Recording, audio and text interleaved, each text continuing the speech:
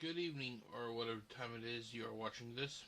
The case you are about to view is titled Whistle Blown. It is from the March 2nd, 1994 episode of Unsolved Mysteries.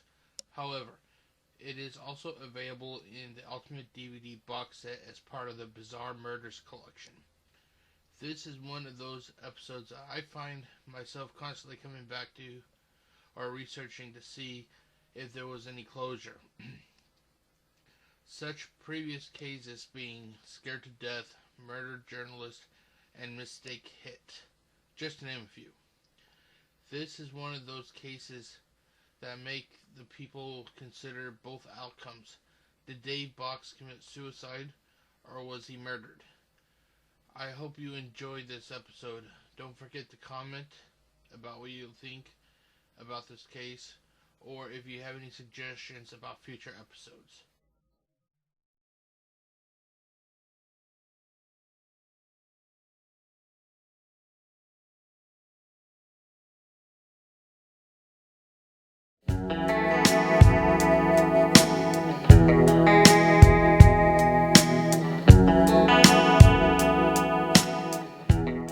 The date is June 18th, 1984. The location is Fernald, Ohio. The main employer of Fernald, Ohio was the Feed Materials Production Center, also known as N.L.O. What was unknown to the majority of the people in the surrounding area is that N.L.O. was actually owned by the Department of Energy from 1953 to 1989. N.L.O. was one of the few sites in the United States that processed high-grade uranium for use in nuclear weapons. Here we are introduced to Harry J. Easterling. He talked about how he was hired to work for N.L.O.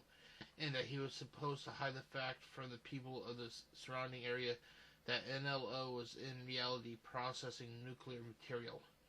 When he got hired, he basically would say that he was just working on the machines and he would just try to be as bland as possible.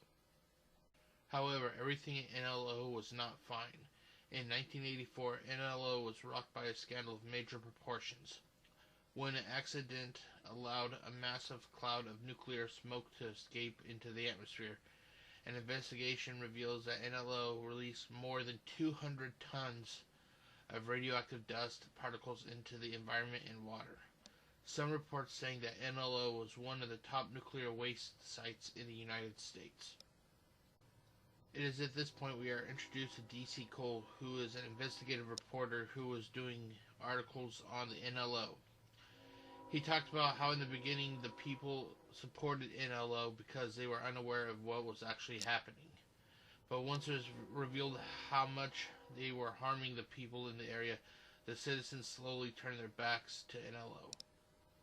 The news about the radioactive material being released into the atmosphere couldn't have come at a worse time. In 1984, it was revealed that a worker for N.L.O. suddenly disappeared. His name was Dave Bocks. Even though his body was never located, his personal property was. Once it was revealed what happened to Dave Bocks, the case takes a sinister turn.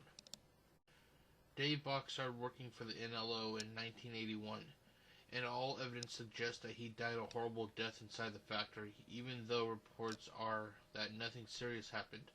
Dave Bocks grew up in Staten Island, New York. In 1981, Dave was hired as a pipe fitter at N.L.O. It's pretty much agreed upon the workers who knew Dave that he was a kind-hearted and hard-working man. Dave was a father of 2 sons and a daughter. In 1979, he divorced but remained a loyal father and ex-husband. The date was Sunday, June 19, 1984 at 11 p.m. It was a normal night like all others. Dave was meeting his friend Harry at a restaurant where he would carpool with him to work. Harry says that Dave got into his truck and that they headed to work. He mentions that they had a normal conversation heading down the road, including going on vacation with his children and buying a new lunchbox for work. Dave's primary job was to inspect and maintain all equipment at N.L.O, including making sure that the uranium processor was working at peak condition. Harry remembers that Dave was a quiet person, but if someone was working in a high-risk location, Dave would remind people to be careful, that he was very helpful that way. At midnight, Bocks reported to the maintenance room to receive his work assignment. This night, he was ordered to look at the pump in Building 8. When asked what pump he was instructed to ask Herb, he'd know which one, to which Dave appeared to understand and accept. Harry recalls that, as always, once Dave received his order, he'd open his toolbox and leave his keys in it while he was off working in the factory. Harry mentions that after getting his tools, he left the maintenance room and how he was heading off towards his destination, which was in the opposite direction of where Dave was working that night.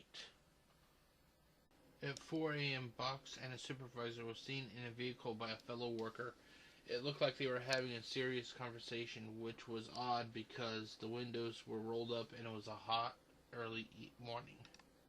The same witness ran into Dave on the grounds. The witness was confused because Dave was walking to Plant 4 and not Plant 8 where he was assigned to work. This was the last time Dave was seen alive. Harry proceeds to recount that at 7 a.m. that the maintenance workers were having a safety meeting. Everybody showed up for the meeting except Dave. Harry talked about that before the meeting he remembered seeing Dave's keys still in the toolbox. After the meeting, the keys were still in the toolbox. In an effort to contact Dave, Harry said that he used the phone system at the factory to contact Dave, but he was unable to reach him. The next morning, an operator at the factory that Dave was last seen going to reported a problem with his station. The worker tries to explain to his supervisor that something is extremely wrong, including a slick film on the top of the furnace, along with what seems to be a leg inside the chamber. The supervisor originally scoffs at the man's claim, then, after getting asked again, agrees to check it out, at which time he says there's nothing wrong and tells the man to return to work. The next night, Harry arrives at the restaurant that him and Dave meet to go carpooling. Harry leans against the vehicle and feels the fender. It's ice cold. When he feels the hood, it's also ice cold, indicating that the vehicle hasn't been used in some time. Harry reports to security at the factory that Dave is missing. The security officer cuts the lock to Dave's locker. His street clothing from the previous day was still there, along with his other belongings. The daughter of Dave Bocks, her name is Casey Drake. She recalls how on Sunday night Dave went missing. However, the family was not alerted to his disappearance till Tuesday.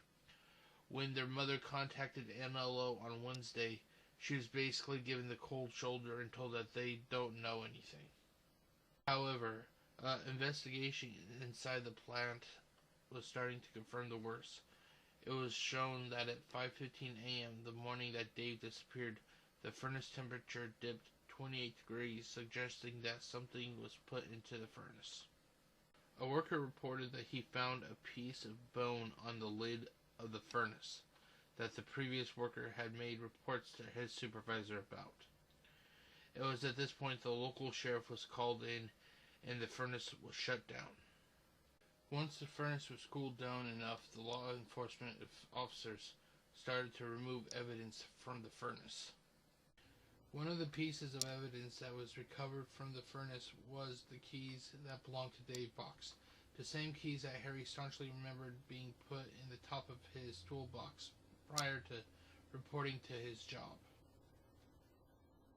Sheriff Victor Carelli talks about how the keys that were found belonged to Dave's car, 3 padlocks, and possibly a key that went to his residence, but it was unable to be tested due to being warped from the severe heat of the furnace. Harry recalls how at several points in the previous work shifts, he saw the keys in the top of the toolbox. Then he talks about how a supervisor took the keys from the toolbox, locked the toolbox, and kept the keys. From that point forward, he doesn't know what exactly happened to the keys until it was found in the furnace. Some of the other pieces of evidence that were removed from the furnace in addition to the keys were one toe from a steel-toed boot, an eyeglass frame, his walkie-talkie, and most confusing, a strand of stainless steel that was connected in 3 connecting loops. Finally, police were able to recover several pieces of bone. The police were unable to conclusively determine how it was that Dave died. They couldn't tell if it was suicide or murder. However, they believed that suicide was a distinct possibility. Dave had a history of mental problems, and around the time of his divorce, he tried to commit suicide. Casey is adamant that her father did not commit suicide because he recently bought groceries for that week and was planning to make plans to spend the summer with him and his kids out on vacation. David Day, who is a former N.L.O employee, personally feels that David was murdered and lowered into the furnace. He also doubts the suicide theory or accident theory. D.C. Cole personally believes that Dave was about to become a whistleblower because the plant that Dave was working at was known for releasing 4 times more radioactive material into the environment than any other plant at the plant site. D.C. believes that Dave was aware of something that was going on at N.L.O and that he was killed because he was becoming a threat to the operation. Sheriff Corelli believes that Dave was ultimately murdered. However, without enough evidence, there isn't any way to treat the case as a murder investigation. He personally feels that Dave was either shot or knocked out. He personally dreads the idea that Dave was still alive when he was lowered into the furnace. He couldn't imagine a more horrible way for anyone to die. Casey is still at times unable to believe that her father is gone. She keeps hoping that this is a dream and that she'll wake up and he'll be alive. There is a final bitter note to the death of Dave Bocks. In 1989, N.L.O was shut down. However, in a canister on the grounds is Dave's remains. They are too toxic to be buried in the ground. If you're new to my series, this is where I give my final thought. Basically, my final thought is basically me talking about this case and what I think could have happened. Preparing this case and for YouTube actually took me about a week. So I've been taking all my time to try to do this perfectly. So just go with me on this, okay? I personally feel that Dave Bocks was murdered. There was 2 reasons why that I believe that he was murdered. Reason number 1, the fact that now it is public that N.L.O was releasing extreme amounts of radioactive material into the atmosphere. I'm sure that once it was revealed that what was going on, people would have been fired or charged with EPA violations. I can only imagine how dangerous people would have become before they were exposed if they knew that they were on the verge of being exposed. The fear of losing their job or even going to prison could actually cause people to become violent to the point that they would take someone's life. If you recall earlier in this case, employees saw Dave having a serious conversation with a supervisor the night that he died. Was this the same person who directed Dave to go to Plant 4 where he was found dead instead of continuing his work at Plant 8? I personally think that the supervisor Dave was talking to in the vehicle was in some way responsible for his death. Maybe Dave thought that the person could have been a trusted confidant to tell what he's discovered, and instead the person that he told was the devil in disguise. I wonder how far this conspiracy went. If you remember, one of the employees told their boss that something was wrong with the furnace in Plant 4, which was the one that Dave's remains were found in. The boss was adamant that nothing was wrong. Was he attempting to cover up his own tracks? This leads to the second reason why I say Dave Bocks was murdered. If you recall, one of the pieces of evidence that was removed from the furnace was a strand of steel that was formed in 3 connecting circles. The police said that they weren't sure what it was for. I personally believe that I know what it was used for. It was actually shown in the Unsolved Mysteries case. It was used to attach Dave's body to the hook that was used to lower him into the furnace. If it wasn't for this one piece of evidence, I would consider the fact that he could have committed suicide. However, if you think of it, if he was going to commit suicide this way, he would have had to use the remote control to lower himself into the molten metal.